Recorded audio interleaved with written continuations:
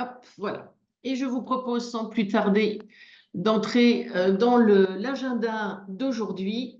On va retrouver une structure que vous connaissez, quelques chiffres pour se rappeler en quoi le leadership est une variable, est un élément super important en entreprise et donc qui peut potentiellement venir dans vos projets d'accompagnement.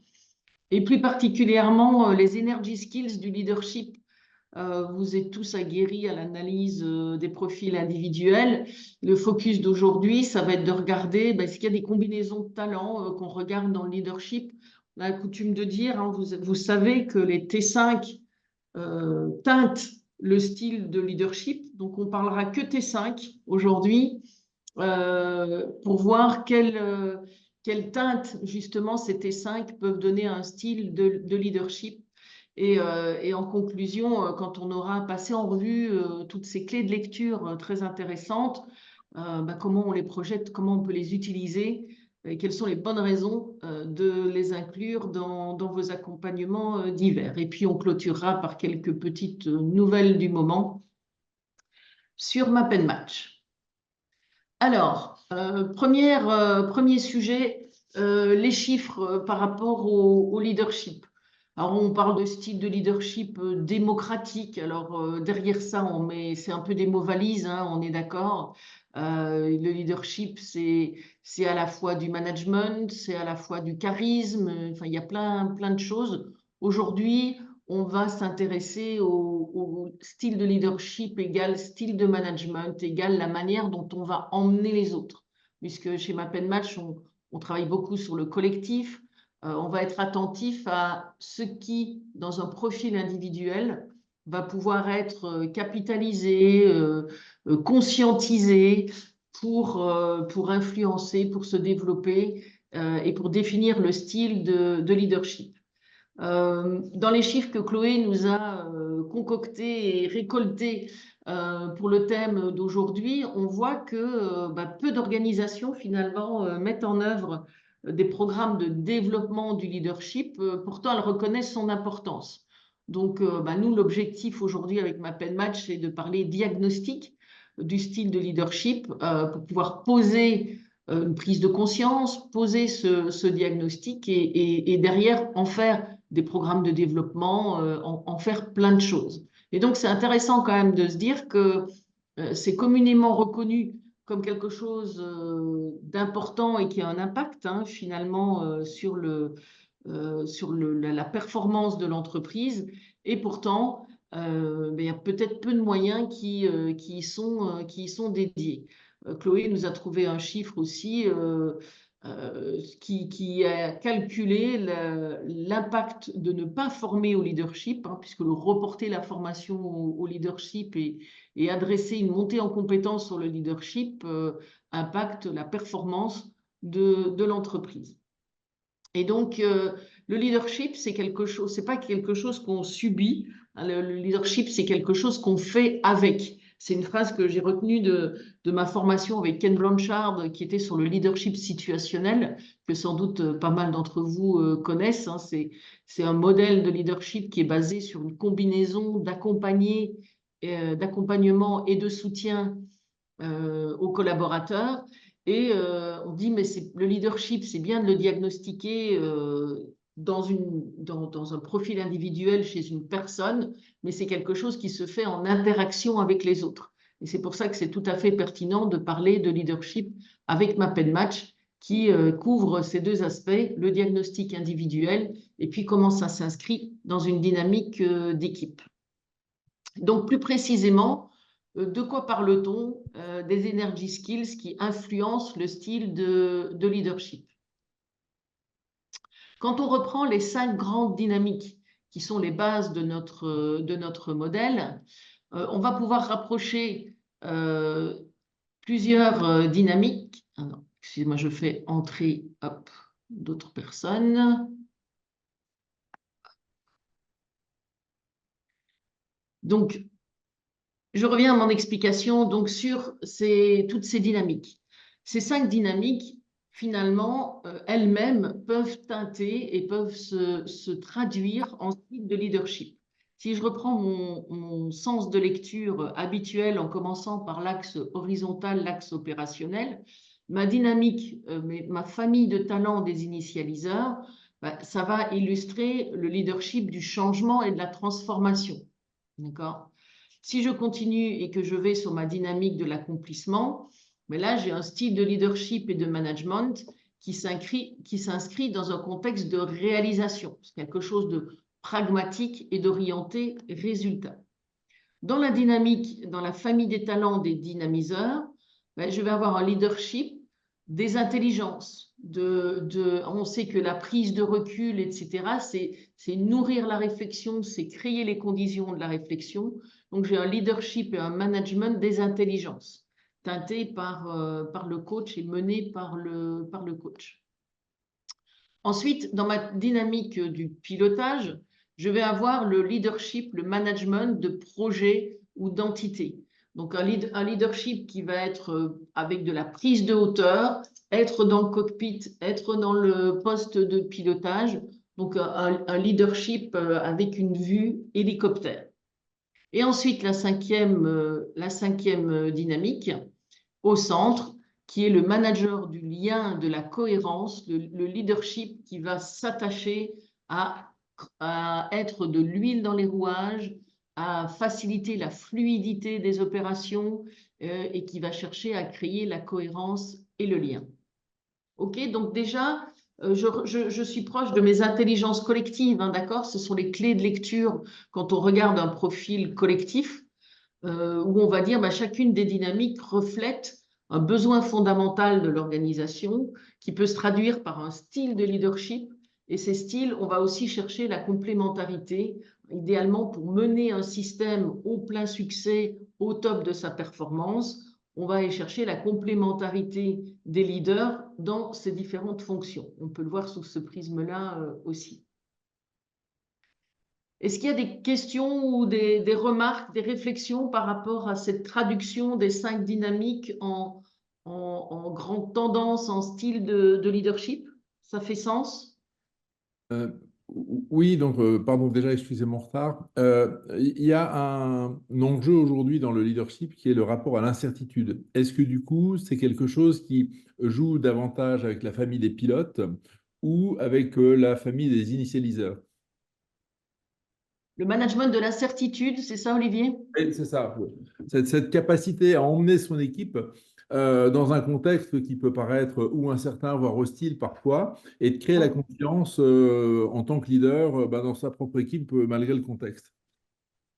Oui, bah alors on a tendance, je vais rebondir sur ce que je disais précédemment, c'est d'une part, on a besoin d'une combinaison des 5 dynamiques, hein. On revient à l'essence du modèle en disant que effectivement que tu mets spontanément l'accent sur l'initialisation, donc on a besoin de les emmener, on a besoin de les motiver à bouger, à se mettre en mouvement. Donc ça va être ça le leadership du changement et plus particulièrement l'affronteur, par exemple. Un leadership teinté par un T5 d'affronteur va être un peu à l'anglo-saxonne le go, go, go et va emmener ses troupes affronter les éléments et la météo complexe, difficile, etc. Mais chacun des 5 styles de leadership va contribuer à emmener ses équipes. Ici, dans le noir, ça va être le leadership du résultat, en mettant en avant et en motivant ses troupes autour des objectifs à atteindre. Le pilotage va être par donner cette projection long terme et cette vue hélicoptère en mettant les choses en perspective. Le management, le leadership de la prise de recul un peu plus analytique va venir ancrer les choses dans la réalité par l'analyse, par l'échange, par la connaissance, etc. Et puis, on est tous dans le même bateau, on rame tous dans le même sens et on fait en sorte que ça se passe bien et qu'on y aille tous ensemble. Ben, je vais activer du leadership qui a trait au lien et à cette dynamique de la régulation. Donc, peut-être particulièrement, certains T5 vont être sollicités dans des environnements complexes et challenging. Et je retombe effectivement sur ma définition du talent d'affronteur. Mais finalement, c'est par la combinaison de tout va contribuer à emmener mon équipe dans un contexte difficile. OK, j'essaye de répondre. Hop, OK. Le chat, pas de souci.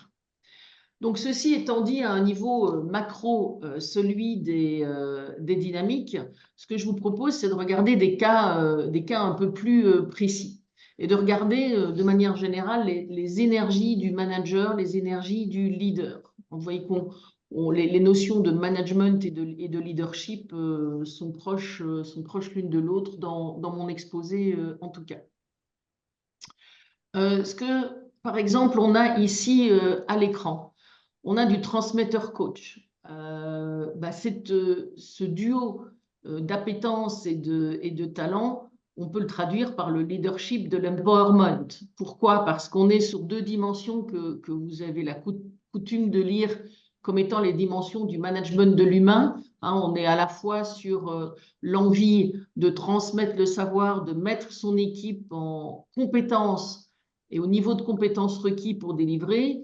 Et puis, on a cette appétence du coach qui est du management de proximité, du soutien et de l'accompagnement à la réussite des objectifs et au développement et au dépassement de soi. Donc, on est sur deux dimensions où on met son équipe en situation de réussir. D'accord? On est sur ce leadership du développement de l'autre.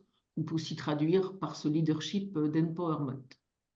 Autre configuration, on a du T5, du manager sur le bas de l'axe horizontal. Donc l'axe horizontal, on est déjà opérationnel et vous avez peut-être en tête que chaque fois les dimensions en bas de cet axe horizontal sont l'opérationnel de l'opérationnel. Vous avez chaque fois le triangle vert et le triangle noir qui sont dans les cases inférieure gauche et inférieure droite des dynamiques. Donc quand je suis face à un leader qui est présent en T5, alors peut-être pas sur les 4, là je vous ai fait le scénario plus, d'accord, où les 4 sont activés. Mais le bas de l'axe horizontal, on est sur un leadership axé sur la création de valeur. Cette création de valeur, alors vous allez me dire, tout le modèle est orienté création de valeur, on est d'accord. Mais là, je suis sur la création de valeur pragmatique. On est orienté résultat. Le concepteur est au service du réalisateur parce qu'il va formaliser, il va optimiser l'efficacité du delivery. Et dans le bas de cette dynamique verte de l'initialisation, je suis sur les deux talents qui sont dans ouvrir la page blanche, créer depuis zéro, remise en cause de l'existant. Donc, on va trouver de nouvelles idées, de nouveaux produits, une nouvelle offre. Voilà, on va vouloir ouvrir le champ des possibles. Donc, on est vraiment sur un leadership orienté création de valeur. On a des idées et on passe à l'action. On est sur l'opérationnel de l'opérationnel. Autre exemple, des énergies d'un manager qui va plutôt être visionnaire, lui. Quand on a une concentration de T5, alors d'une part, vous voyez ici autour du Q2 pour l'éclaireur et le stratège, mais qu'est-ce que ces dimensions ont en commun? Le stratège et l'éclaireur ont en commun l'anticipation. D'accord? L'éclaireur, ça va être l'anticipation court terme. Je lance quelque chose, quelles vont être les opportunités, quels vont être les obstacles qu'on risque de rencontrer, etc. Et le stratège, c'est la projection long terme, notamment du point d'atterrissage et de la vision long terme. Donc là, j'ai un leadership qui va être teinté par des T5 qui sont tous les deux dans regarder devant et pas forcément regarder dans le rétroviseur. On verra que ça peut être une autre typologie. Mais ici, je suis face à une typologie qui regarde devant, qui se projette court terme, long terme. Et j'y ai ajouté un peu de projection aussi d'idéalisation. On a l'idéateur qui va connecter des concepts existants entre eux pour être apporteur, pour créer de nouvelles choses. Et le créatif qui va aimer la page blanche et qui va être aussi un peu disruptif. Donc, quand on voit à la fois la combinaison des deux talents sur l'anticipation, plus des idées qui viennent par le rapprochement de concepts et l'amour de la page blanche, on voit qu'on est sur un leadership vraiment, voilà, que j'ai qualifié de visionnaire. Et vous voyez, cette idée, c'est un peu conceptuel, ça peut être disruptif et c'est tourné vers l'avant. Autre configuration, je viens d'utiliser le créatif pour quelque chose de visionnaire et un peu plus conceptuel. Ici, je suis sur le duo affronteur-créatif, qui est le leadership du changeur. Donc, je rebondis un peu sur la question d'Olivier tout à l'heure, hein. L'affronteur, ça va être un leadership qui est sur l'aventure, on va faire tomber les obstacles. Donc, il y a un enthousiasme naturel chez l'affronteur, hein, qui va voir les difficultés comme des opportunités de gagner plutôt que comme des menaces. Donc, en termes de leadership, ça peut se traduire aussi par la manière dont on va emmener les équipes. Et associé au créatif, ça peut être vraiment le couteau entre les dents, l'aventurier enthousiaste, disruptif et tourné vers cette création de valeur un peu originale. Autre exemple, ici j'ai une combinaison ordonnanceur-concepteur-coordinateur. Ça va être des T5 qui vont révéler quelqu'un par cette combinaison d'extrêmement organisé. On est d'accord? L'ordonnanceur, on est au niveau du pilotage, donc ça va être structuré, organisé, pensé de manière structurelle à l'organisation des moyens financiers, humains, logistiques, juridiques, etc. Et puis qui va se traduire de manière encore plus opérationnelle dans cette dimension de l'accomplissement à travers du concepteur, qui va dire, OK, je suis structuré au niveau du projet, mais je veux aussi aimer apporter de la formalisation du plan d'action précis, de la méthode, des process. Et si on vient y ajouter du coordinateur, je vais en plus m'assurer que cette feuille de route qui est formalisée, qui est précise, bah, la bonne marche et comment je vais emmener mes équipes vers l'atteinte du résultat, ça va être aussi de m'assurer que les rôles sont bien répartis et qu'il y a une organisation des actions sur le terrain. Donc là, on voit que cette accumulation des trois peut faire un leadership et un style de management, j'aurais envie de dire militaire, mais pas forcément, mais en tout cas structuré, organisé, méthodique, coordonné, donc très extrêmement structurant. D'accord? Donc je l'ai appelé le leadership structurant. Encore un autre exemple. Ici, je suis sur la combinaison finisseur-avaliseur-explorateur. Qu'est-ce qu'ils ont en commun? Vous aurez sans doute reconnu le trio des talents qu'on regarde sur la démarche de RETEX, de retour sur expérience, ou de REX, autrement appelé dans d'autres organisations.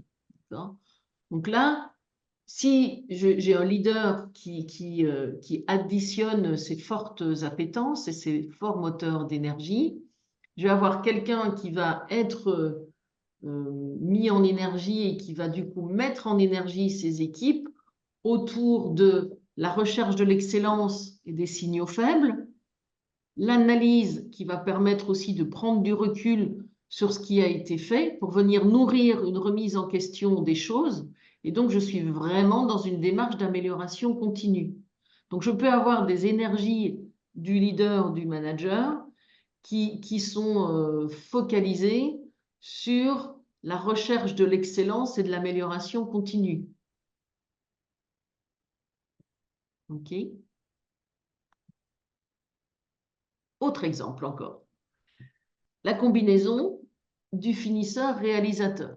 Donc, c'est le leadership du faiseur. D'accord? Et on pourrait même y ajouter le concepteur parce qu'il va y aller de manière formalisée et méthodique. Ce que je voulais mettre en avant avec ce duo d'énergie forte dans l'accomplissement, spécifiquement sur le réalisateur et le finisseur, on est sur un leadership qui va inviter à aller au bout des choses, à faire aboutir les projets, à boucler les boucles, à faire les choses bien et de clôturer un projet avant de passer à un autre. Donc, ça va être mis en avant naturellement par ce leader. Mais attention, il y a une vigilance quand même à avoir si ce sont les seules fortes appétences de ce leader, c'est le risque de micromanagement. D'accord? Si je n'ai pas pour contrebalancer du manager, du transmetteur ou du coach, je peux me retrouver face à un leader qui est extrêmement exigeant. Donc, très bien, les livrables seront de très bonne qualité, mais qui va être très exigeant aussi vis-à-vis de soi-même et vis-à-vis des autres. Et donc, ce risque de micromanagement est de dire, c'est jamais aussi bien fait que par moi-même. D'accord? C'est bien d'avoir cette culture du résultat, mais il faut toujours avoir en tête quand on débriefe un leader, un dirigeant ou un manager qui a cette forte appétence du réalisateur, quand il manage une équipe qui est sur le terrain et qui est en charge de faire aboutir les choses, on va toujours avoir cette vigilance de est-ce que c'est bien l'orientation résultat que vous transmettez à votre équipe et non pas le besoin vital pour vous-même d'être au cœur de l'action et d'être sur le terrain. Et c'est ce directeur commercial qui va faire des visites terrain avec ses vendeurs, et puis qui va intervenir dans la conversation, et puis qui va prendre le lead sur la négo avec le client, et qui va prendre le stylo, à l'époque, maintenant plus, pour signer le bon de commande. Mais vous voyez ce que je veux dire. D'accord? Donc, c'est intéressant ce leadership résultat, le leadership du doueur, parce qu'il faut toujours avoir cette vigilance aussi, le revers de la médaille, ça peut être le micromanagement. Mais ça peut se vérifier en débriefing, d'accord? Quand vous échangez, alors peut-être que vous connaissez la personne en question, sans devoir le débriefer, mais c'est toujours intéressant en leadership d'aller creuser ces dimensions du noir parce que le questionnaire ne va pas vous mettre en avant de manière évidente si c'est le goût du résultat, je fais moi-même, ou c'est le goût du résultat, je suis exigeant avec mon équipe. Et ce qui m'importe, c'est d'emmener mon équipe sur le résultat. Je vois Nadine qui acquiesce. OK? Donc ça, c'est un point de vigilance toujours intéressant à avoir en tête. Je vous ai fait, voilà, je vous ai partagé toute une série de combinaisons de T5 qui sont vraiment des teintes fortes. Au-delà des T5, ça peut être intéressant aussi quand on regarde le style de leadership d'un leader ou d'un manager, de regarder ses irritants. Là, je vous ai mis un exemple sous les yeux. Ici, on voit qu'on est face à quelqu'un qui n'a pas forcément l'automatisme de l'alignement, hein, d'aller chercher de la médiation. Des irritants dans le jaune pour un leader vont souvent poser question et donc vont nécessiter d'aller creuser une fois de plus que veut dire cet irritant de médiateur. Récemment, enfin, la semaine dernière, je débriefais un manager qui avait cet irritant et qui disait, mais en fait, moi, médiateur, je l'ai compris comme jouer le casque bleu dans des conflits, ça, j'aime pas du tout. Par contre, créer la cohésion dans mon équipe et être en amont, créer les conditions de la cohésion, de l'harmonie et aligner les personnes avec les objectifs en amont, ça me tient à cœur et c'est quelque chose que j'aime faire. Par contre, j'ai compris les verbes qui m'étaient proposés dans le questionnaire comme étant réparateur de conflits, et ça ne me va pas du tout. Donc, c'est toujours intéressant d'aller creuser en débriefing ce que les personnes mettent derrière leurs irritants. Mais en l'occurrence, même sans parler à cette personne, on va se poser la question de deux irritants dans cette dynamique du lien, de l'alignement, de la cohésion, de la régulation. Quand j'ai un leader, quelqu'un amené à motiver des équipes, à embarquer des équipes, un irritant de connecteur, ben, c'est pas tout à fait compatible. Mon irritant connecteur, ça veut dire que cette personne ne va pas forcément avoir envie spontanément d'aller créer du lien, d'être le relais de l'information, d'aller en chercher, d'aller en donner, et de connecter les personnes entre elles, évidemment, dans la définition du connecteur. Donc, un leader qui doit embarquer sans communiquer, c'est compliqué. Donc, je vais peut-être avoir besoin de l'accompagner sur cette dimension. Encore, on voit ici, en l'occurrence, on est sur quelqu'un qui a 3 dimensions sur les 4 dans la dynamique du pilotage, qui est très orienté résultat. Mais c'est quoi le danger?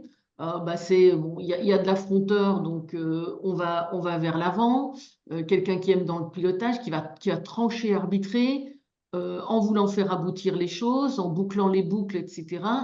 Et ça peut peut-être être au détriment de l'harmonie, du lien et de l'articulation des actions entre elles. C'est neutre sur les autres dimensions. D'accord? Donc, ce qui est intéressant dans l'analyse du leadership, c'est qu'on va regarder ces dimensions fortes, les moteurs T5 qui vont transparaître et qui vont se traduire dans la manière d'emmener ces équipes vers les objectifs, et puis les réticences personnelles qu'on peut avoir et qui sont parfois requises pour embarquer ces équipes et qui n'y seront pas. Oui, Florence, bonne idée de lever la main si tu as une question. Je t'écoute.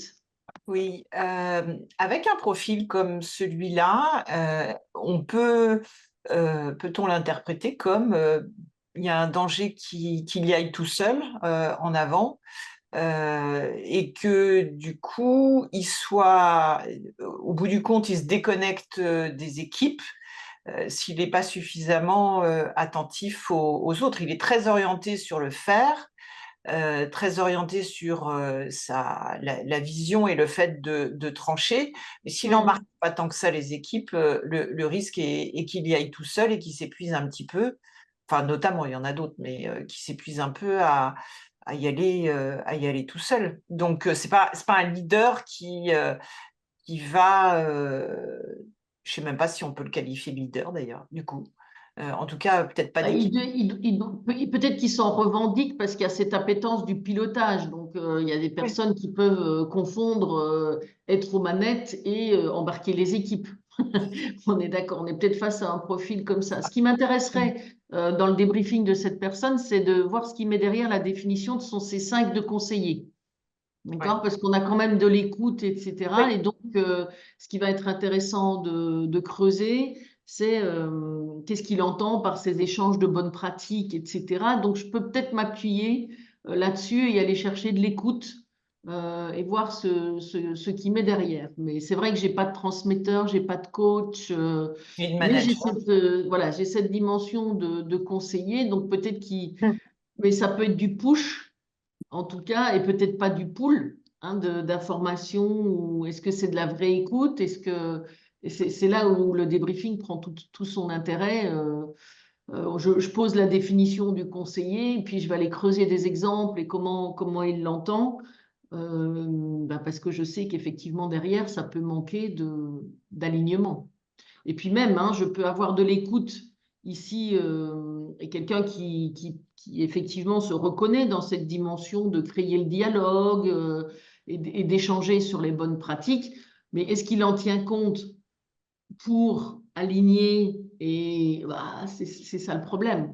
Donc, à la limite, on peut échanger et créer le dialogue, mais si on ne tient pas compte des éléments qu'on a récoltés, pour, euh, pour décider. Et moi, ma crainte ici, quand on a un pilotage assez fort et peu de bleu, la question se pose, comment nourrit-il son pilotage, ce leader? Parce que c'est bien tranché, mais on tranche en vertu de quoi? On se rappelle que cette dimension du bleu, c'est la dynamisation de la réflexion. C'est que je vais prendre du recul, je vais aller collecter des choses pour fonder mon pilotage.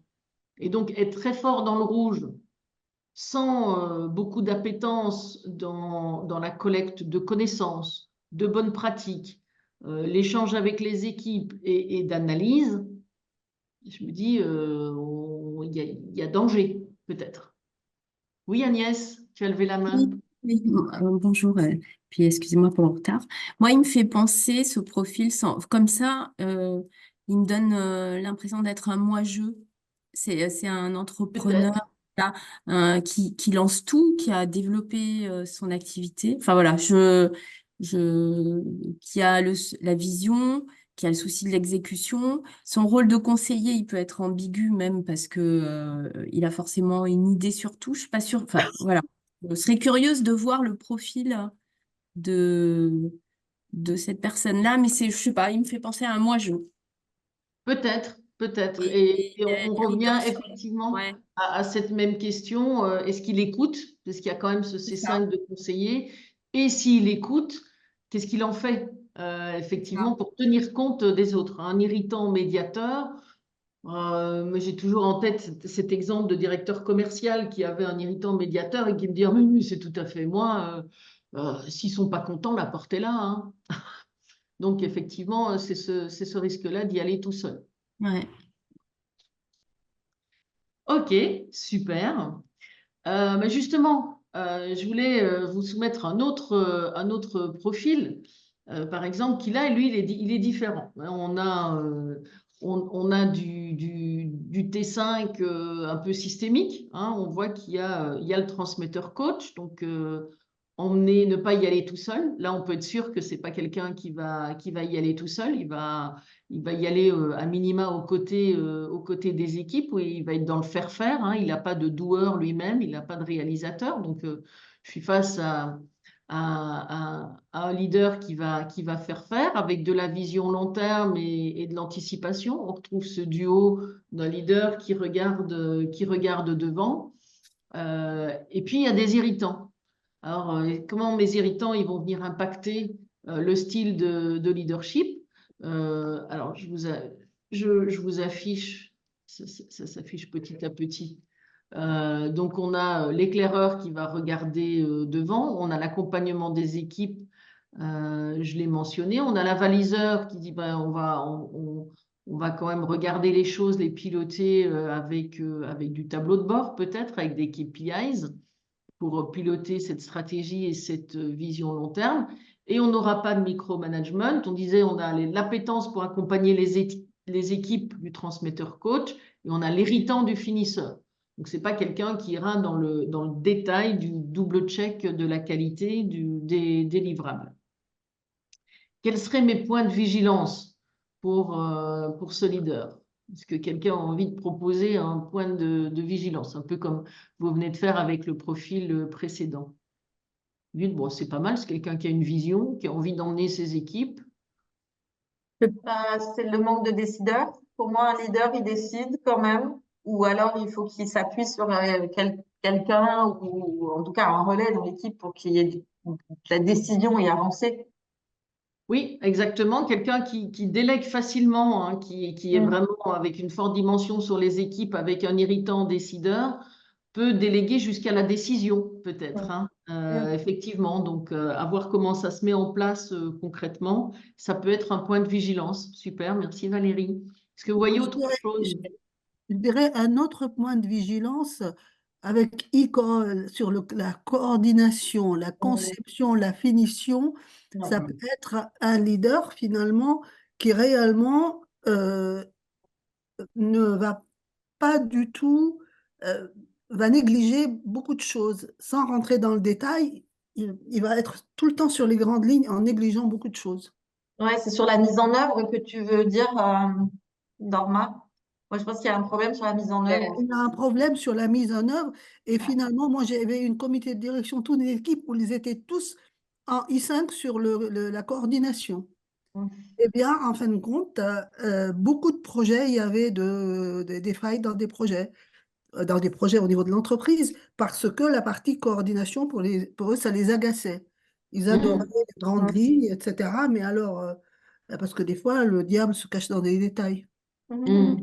Moi, je Oui. lui ferais bien une proposition à ce leader de développer soit lui-même, soit peut-être avec un PMO, soit ça dépend de la taille de son organisation, d'avoir finalement un élément de pilotage parce qu'il n'a pas de manager, il a de l'irritant coordinateur.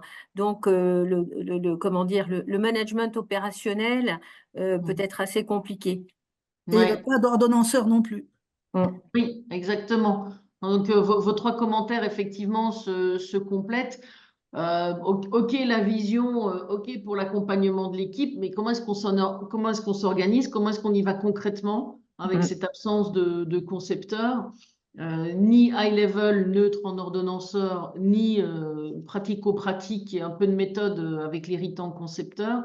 Et effectivement, l'irritant coordinateur, ça peut paraître parfois très, voire trop opérationnel pour un leader en disant non, mais c'est pas moi qui fais la coordination. Mais comme tu le dis dans ton exemple, Norma, c'est quand même dispatcher les choses. Ça ne veut pas dire faire une réunion tous les lundis matins pour distribuer le qui fait quoi de la semaine, mais c'est chercher l'optimisation et s'assurer qu'il y a du séquençage et que les choses se mettent bien. Donc, effectivement, on peut aussi compléter ces points de vigilance par comment est-ce que ce leader va affronter la difficulté aussi. Parce qu'il est neutre en affronteur, hein. Dans l'éclaireur, on a la dimension de l'anticipation, mais pas d'autres dimensions. Dans la complexité, alors il y a son avaliseur, hein, il va peut-être rentrer dans l'analyse pour comprendre cette complexité, mais le manque le neutre en affronteur, c'est peut-être pas un bon signe. Ça doit être une vigilance. Ensuite, on a relevé aussi la cohésion. Donc, c'est bien d'être au contact de l'équipe, mais il faut s'assurer que tout le monde y va en même temps également. On revient sur le point qu'on avait précédemment. Il faut aussi mettre de l'huile dans les rouages. On a parlé du coordinateur, mais c'est la cohérence et la cohésion en général. Oui, Xavier, tu as levé la main. Oui, moi je pense que je conseillerais à son manager de lui mettre des objectifs variables sur atteinte de résultats. Oui, Mhm. effectivement, comme ça complète tout à fait sur l'emmener sur la réalisation concrète. C'est ça, sur le point d'atterrissage, hein, parce que c'est bien de projeter, mais l'obtention des résultats. Oui, tout à fait. Faire aboutir les projets. Voilà, exactement. Exactement. Ok. Un irritant décideur, bah, Valérie, tu le soulignais, hein, ça saute aux yeux. Et donc, pourquoi est-ce qu'on le note comme point de gérer son énergie, à gérer, à arbitrer? C'est qu'effectivement, il va être amené à le faire. Donc, il va le faire, hein. C'est pas parce qu'on est irritant qu'on ne sait pas faire ou qu'on ne fait pas. Mais c'est cette vigilance de dire comment je m'organise et comment j'en prends conscience et ce que je peux faire parce que c'est requis dans cette posture de leadership et je peux me faire aider, effectivement, m'appuyer sur certaines personnes. Il va peut-être utiliser son avaliseur pour dire, bon, ben, pour faciliter ma décision, je sais que j'ai besoin d'analyser les choses, hein. On a le triangle bleu qui est activé par l'éclaireur et qui est le mode de raisonnement analytique, en plus du plaisir d'aller manipuler les chiffres et de bien comprendre les tenants et les aboutissants. Donc, on peut aussi l'aider à faciliter la prise de décision et donc l'aider à surmonter son irritant décideur en allant chercher, en allant capitaliser sur les autres appétences. C'est ça aussi l'intérêt dans un profil individuel. D'ailleurs, dans son mode de prise de décision, il a que du rouge et du bleu. Il n'a pas du tout la partie vert, examiner différentes solutions et les impacts opérationnels. Le coach, il active le noir. Le Ah, coach, il pardon, active le coach, le ah oui, c'est mal. pragmatisme. D'accord, il active le Et noir. voilà. D'accord. À voir concrètement. Je suis d'accord Ouais, avec toi, à voir concrètement. ouais. OK. Ah, ça s'est affiché tout de suite.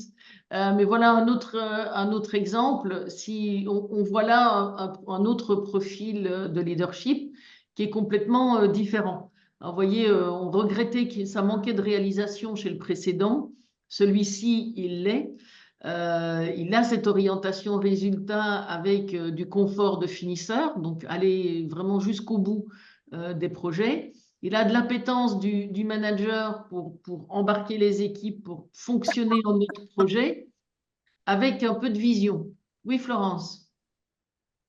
Tu as dit en début de Kofi qu'on allait regarder que les T5. Et là, depuis qu'on regarde les profils, effectivement, tu t'appuies aussi sur les C5.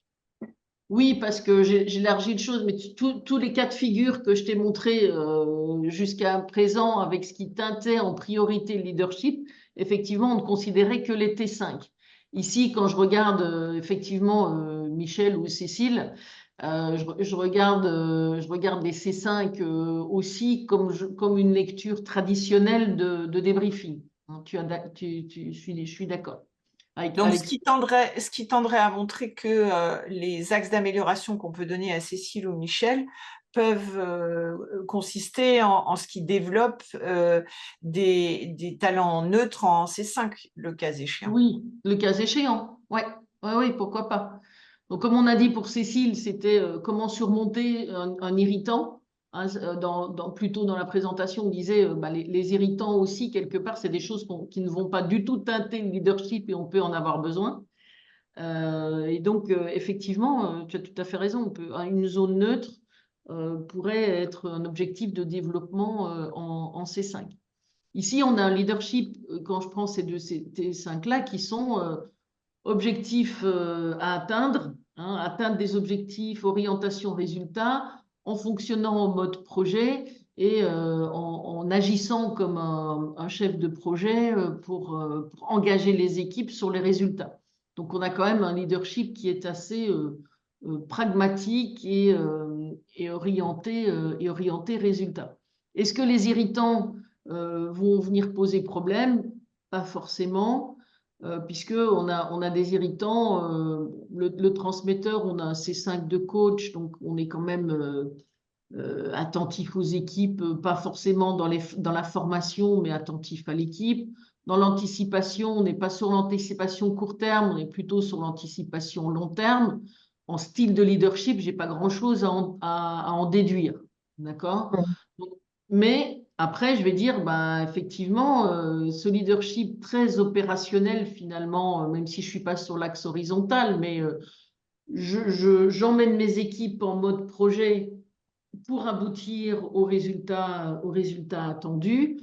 Donc, management par les objectifs, alliant hauteur de vue, exécution, rechercher l'excellence dans les livrables et accompagner le développement des équipes. Quels vont être mes points de vigilance? Ce qu'on disait tout à l'heure, hein, on a fait un petit focus sur ce réalisateur dans une posture de leader, de ne pas être trop sur le terrain et de bien être sur faire et clarifier les objectifs et emmener ses équipes là-dessus. Est-ce qu'il y a des freins à la délégation? Mon irritant transmetteur, on a dit j'ai du coach, mais l'irritant transmetteur, dans la délégation, c'est je regarde le manager, le transmetteur, le coach, il faut voir ce qui met derrière. Une fois de plus, dans le débriefing, comment est-ce que cette personne, comment Michel définit son rôle de manager, en quoi est-ce qu'il se voit un pilote de projet? Quelle différence lui-même fait-il entre le transmetteur et le coach? Et donc, j'aurai cette vigilance sur la délégation. J'ai le risque de micromanagement, de la réticence à transférer le savoir-faire, mais j'ai le management et le coach. Donc, moi, c'est quelque chose que j'aurais envie de creuser avec Michel, en tout cas. Et puis, j'aurais peut-être des recommandations sur du jaune, hein, faire circuler l'information, s'assurer que tout le monde adhère. Et puis, il n'est pas du tout dans le vert. Il a même un irritant d'éclaireur. Donc, tout ce qui est l'initialisation du changement, ça va pas venir de lui. Donc, après, on peut aller chercher aussi des clés d'accompagnement sur qu'est-ce qu'il va aller chercher qu'il n'a pas naturellement dans son style de leadership. Donc, quelle complémentarité peut-il aller chercher peut-être auprès de son équipe sur les dimensions que lui-même n'a pas spontanément et naturellement dans ses moteurs d'énergie. OK. En conclusion, ce type d'analyse, en quoi peut-il être utile? Alors, vous êtes les bienvenus pour compléter cette liste. Ce qui peut venir naturellement à l'esprit, c'est en termes de recrutement. Comme d'habitude, au-delà des compétences techniques et comportementales, on peut avoir des besoins en leadership si on recrute le manager d'une équipe.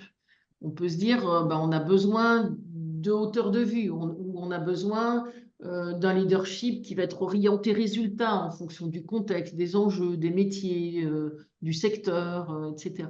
Donc, je vais pouvoir utiliser ça comme clé de recherche pour compléter mon recrutement. Une fois que j'ai cette clé et que j'ai choisi, le client a choisi le candidat à recruter, ça peut accélérer le processus d'intégration parce que quand on donne ces clés du style de leadership à la fois au manager pour dire, voilà comment naturellement vous allez vous adresser à votre équipe, que vous allez les embarquer, il peut réfléchir à la manière d'entrer en fonction et puis partager ces clés-là avec l'équipe. C'est super intéressant aussi. au niveau de l'intégration d'un manager, pour éviter les malentendus, les maladresses, quand on sait à quoi s'attendre. Hein, donc, c'est donner les clés de la réussite aux deux parties. Troisième utilité, développer les compétences managériales. Naturellement, dans les lectures de profil qu'on a fait ensemble, vous avez dit, ben, moi, ça me donne envie de l'accompagner sur ceci. Ça me donne envie de l'accompagner sur comment je surmonte mon irritante décision alors que alors que j'ai cette posture et que j'ai besoin de prendre des décisions. Et donc, ça va pouvoir, comme souvent, avec un profil Map and Match, identifier des opportunités de prendre conscience. Étape 1, 2, d'adresser des choses qui sont attendues et qui ne sont pas naturellement dans mon profil. Et enfin, dans les process RH, ça peut toujours venir enrichir la talent review et les plans de succession. On a fait avec un client récemment cet exercice de diagnostiquer qui pourrait être dans les N-1 la personne qui monterait en grade pour remplacer leur leader. Ben, on peut voir cet élément sur quel style de leadership, une fois de plus, qu'est-ce qui est attendu, de quoi on a besoin à l'échelon supérieur, où on a un style de leadership avec un risque de micromanagement. Si on projette la personne à un autre niveau de responsabilité, on voudra peut-être de manière intermédiaire le former là-dessus ou voir comment adresser ce point de développement avant de le mettre sur les listes de succession.